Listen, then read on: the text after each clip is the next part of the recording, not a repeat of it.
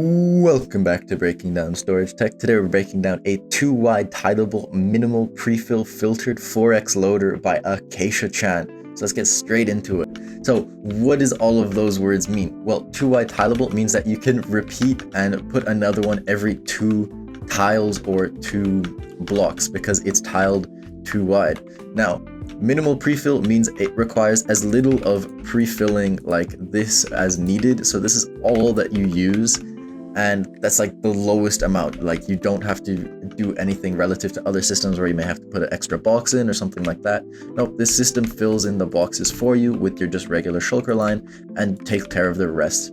Now, filtered 4x loader. This basically means that it fills a shulker box with any specific item at 4 times hopper speed, and it's filtered, so it's a specific item which you choose. And in this case, it's white stained glass. But you can swap this out for any item you want.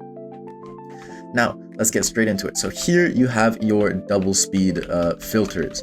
This uses the traditional SS2 filter to get the items into the hopper, but really this can be done through any old hopper or any system or any version of a 2x filter. So how this becomes 2x is you have the items zooming across the packed ice being pushed along with ice or with water, and there are lines so they can also get picked up by the hopper. Now, once they go over the hopper and they detect that, oh yes, I can stack with this item, they go into it and it overpowers this redstone comparator right here, which powers, and once you get enough items into it, it will eventually power this redstone wire right here, powering this repeater right here, which powers this and unpowers this redstone torch, unlocking these 2 hoppers, unlocking this hopper through direct contact, and unlocks this hopper because right now it's powered by power because this redstone torch powers this block, powering it, locking it. Now, how this works is it will let items out, and basically it will push items into this hopper right here. Now, this is where it becomes double speed because this hopper is pushing items into this hopper, which go into this dropper right here, as well as their items are getting pulled out into this hopper right here. Now, both of these make their way down into this dropper right here, where you have a few items, but it doesn't really matter. And these get shot into the shulker box, and we'll talk about that in just a second. So basically, it's running and basically filling this dropper right here, and the items are getting shot out from this dropper at 2 times hopper speed to keep up with these hoppers and power this line right, or power the dropper to push the items into the shulker box. Now, the same is true on the other side, exact same filter, except this time the hopper layout is slightly different. Basically, it's going down into this dropper and this dropper, but they're both going down into this dropper, which then goes down into this dropper, which then goes down into the shulker box right here, as you can see. So how does it power these droppers right here? Well, it does it quite uniquely. So basically, this note block right here is always powered from this redstone block. So when this signal turns off this redstone torch right here, this note block will no longer be receiving power, which will update this observer because you can see the arrow right there. And if I line it, the arrow is facing, so it's watching this note block right here. So it will power, which will power this white concrete. By powering this white concrete, it also powers this note block and does the same thing to this observer as up here, and powers it and powers this block right here, which also powers this note block right here. So this creates a pretty fast observer clock. And what happens is when it also powers this white concrete, it also happens to power this dropper, which will power and shooting the items into this shulker box right here. Now, the same thing happens on the other side, apart from a few differences, or one main difference. The main clock is still the same as what running off of this redstone torch, and it powers this dropper up here as well, which shoots all the items into this dropper. But this dropper actually gets powered from the same block, but this time it powers a note block and powers the second dropper, shooting the items into the shulker box. So that's how we get the 4x loading. Now, how do we detect it's full so we can cycle it and go into the next shulker box? Well, what happens is we're taking a comparator readout out from this box right here. And you may notice, well, why isn't it taking an output right now? Because it has items in it, so it should be taking an output. Well, that's because it's using the compare function of the comparator. And what the compare function is it compares the signal coming in from the back, which in this case is the shulker box, and it's comparing it to this signal right here coming in from the side, which is coming from this redstone block powering this redstone wire and going into the signal. Now, the compare function basically means that it will not output a signal if the signal coming in from the left or the right is greater than the signal. But if this back signal is greater than or equal to the signal coming from the left or the right, it will output the full signal from the back. So in this scenario, it will only output a signal strength when it's signal strength 15 because it's equal to this signal strength. And when it does, it will unpower this redstone torch right here. When it unpowers this redstone torch right here, it will unpower this wire, unpowering this powered rail line right here, which happens because this redstone wire powers this block, powering the powered rail, which will cause this observer to update, as well as this dropper right here to update as well. And when both of these update, this observer right here will power this observer right here, and this observer right here will detect that this dropper is being updated. Now the timings are very, very precise in this system right here. And the reason you use a dropper right here instead of another observer is because we want, the timings of the dropper cause this observer right here to fire at the same time as this observer right here. So this signal right here is used for the signal to power this observer and power these two droppers right here. And why we do this is because it'll power this dropper and then this dropper. So what happens is it powers this dropper to push a shulker box into the next dropper, as well as powering this dropper to push it into the next. How this does it is because when this observer powers, it powers this dropper right here, and then when this observer detects that this is powered, it will power this dropper as well as this dropper. And the shulker boxes are just coming in from this line right here. And this is where something unique happens. Because this shulker box got pulled, a shulker box from this hopper will go into this hopper, and this shulker box from this hopper will go into this hopper. And this observer right here will detect that and power this piston, breaking the shulker box. And you may say, well, there's nowhere for this item this shulker box to go. What happens is it gets pushed against this soul sand. And you can see if I grab these two blocks right here, as you can see right here, it's actually significantly, or there's a slight hitbox difference between soul sand and regular box. So if I line my cursor with this red cross on the observer, or red arrow, you'll see I go out from it and then back into it, whether I swap between the two blocks. Oop.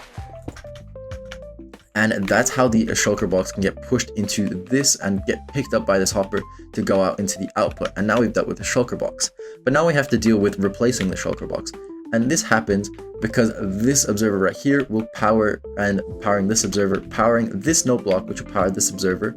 And this is also an alternate signal, which also powers this hopper right here, which can also send an observer update to here, but the main signal is coming from the detection of the no longer being full, but it can also be through getting locked. And what then happens is this observer also detects that this observer gets powered, so it will power this dispenser right here, which has a box. Now this is the minimal prefill I was talking about. There has to be one box in buffer, but that's the only box that's buffered. Now what happens is once it gets powered, it will move into this slot right here, and then the system can continue running as normal. And yeah, that's pretty much the whole system. It's very precise and very compact. Now, as you can see, it's quite a weird box line in my opinion. The box goes all the way up here and then into this dropper to go, into this dropper to go across to here and power this block, or go into this block right here. It's kind of weird, but I mean, if it works, it works. A few key things to note is, why are there composters on all of these right here? Well, that's to stop the hopper in previous versions. I believe it's 120, but it could be 121, I'm not exactly sure. But basically, in a specific update, they changed it. But before that update, hoppers would always be pulling, even if they're blocks above it, unless it's a composter, and then it will try to pull from the composter the bone meal, so it becomes severely less laggy. Now, in modern versions, this has been changed, so it's just any block. So in modern version, I can just go like this and nothing will happen. But in previous versions, it's good to have a composter for lag reasons. And that's the same over here, as well as this here line right here. Another thing to note is that when you're tiling this system, you can, or you would have to stagger this system so that way it's different type of rails. So activator rails would also work, and this is because you would if you have the same powered rails across different slices, what'll happen is that it will power the powered rail and they will power the neighboring slice as well or it won't get powered at all because the power from the neighboring slice is keeping it on. So this could cause misfirings and no firings when firings are supposed to happen, which will psycho boxes and do a bunch of weird stuff, and that's not really what we want at all. So now I'm going to do just show you how the system works. So as you can see right here, I'm going to chuck a bunch of items, and you see that this unlocks and this clock is immediately running, powering this hopper right here. Now, you'll notice that this is only filling at 2x speed, and this is because, this is another thing about the SS2 filter, is that it buffers a huge amount of items. But the reason this isn't running at, or this would right now is running at 2x hopper speed, is because we only have the 2x slice. So it can go up to 4x, but it will not filter a item at 4x if you just fill one slice. So you actually have to fill both slices, and then we can look at the rates, and you can see how insanely fast it's going, and you can see the firing on the other side. And yeah, so if you have a farm that only fills up this hopper, then you're only getting a 2x filter, and then it's like a really overkill 2x filter box loader, because you have all of this expensive other slice that you're not even using. So you have to be able to have an input stream that fills both of these hoppers, which isn't too hard to do considering that they have such a huge item hopper speed. But basically you have to filter items into this hopper at 4x hopper speed, because it will be able to go through 2 items at 2 times hopper speed, but the overflow, which once it fills up, will go into this hopper, and then it starts running at 4 times hopper speed. And then for the box breaking, we will do this, and what the hell? And I'm actually going to run the game in slow motion. Rate 5, so we can see all the unique firing. So we'll go here, and this will power, and this will run the signal, and it will place, and then we have the box right here. And that is it. You also will notice that this top part will fire this dropper up here a little bit, and that's because what happens when this comparator powers this right here, it will also power this note block right here, because it powers this block, which will fire this beginning of the system. But it will only power this block, and that kind of helps the system because it locks these hoppers right here and stops items from going into this dropper, but not really too important. And the reason it doesn't run the clock is because when this filter isn't running, this redstone torch right here is keeping this powered, so there's no update when this block gets powered and powering this note block. And yeah, it's overall a really clean system. I love this thing, and it's great for farms, especially when you get to like those higher mid to end game farms where you need something like this to handle instead of just stacking 50 different box loaders on top of each other. It's really convenient, and yeah, pretty great system. Thank you for watching.